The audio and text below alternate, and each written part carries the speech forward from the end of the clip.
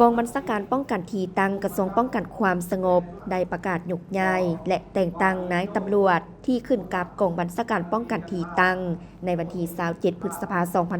2025โดยการเป็นประธานของพลจัตวาจันทร์แก้วมณีวงศ์หัวหน้ากองบัญชาการป้องกันที่ตั้งมีนายและพลตำรวจที่เกี่ยวข้องเข้าร่วมในพิธีพันเอกสมลีสานาวาหัวหน้าองค์การเมืองได้ผ่านข้อตกลงของกลุ่มใหญ่การเมืองว่าด้วยการยกย้ายนายตำรวจไปรับหน้าที่ใหม่คือพันเอกสมลีสานาวาจากห้องการกองบัญชาการไปรับหน้าที่ใหม่อยู่ห้องการเมืองพันโทดวงสมรอุลามณีวงศ์จากกองพัน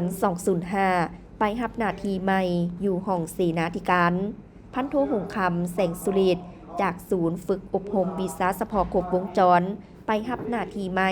อยู่ห้องการกองบัญชาการ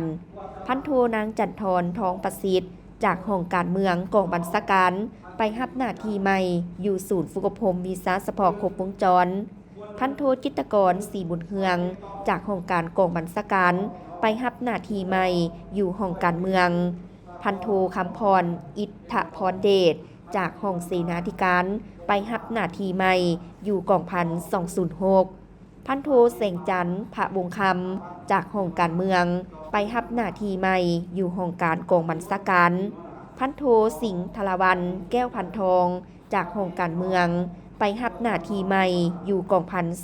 206พันโทแก้วสุดใจกิตติพันธ์จากห้องพลาธิการไปรับหน้าที่ใหม่อยู่กองพัน207และพันโทศรีสวรรค์ศรีหามุดจากห้องเสนาธิการไปรับหน้าที่ใหม่อยู่ศูนย์ฝึกวิชาเฉพาะ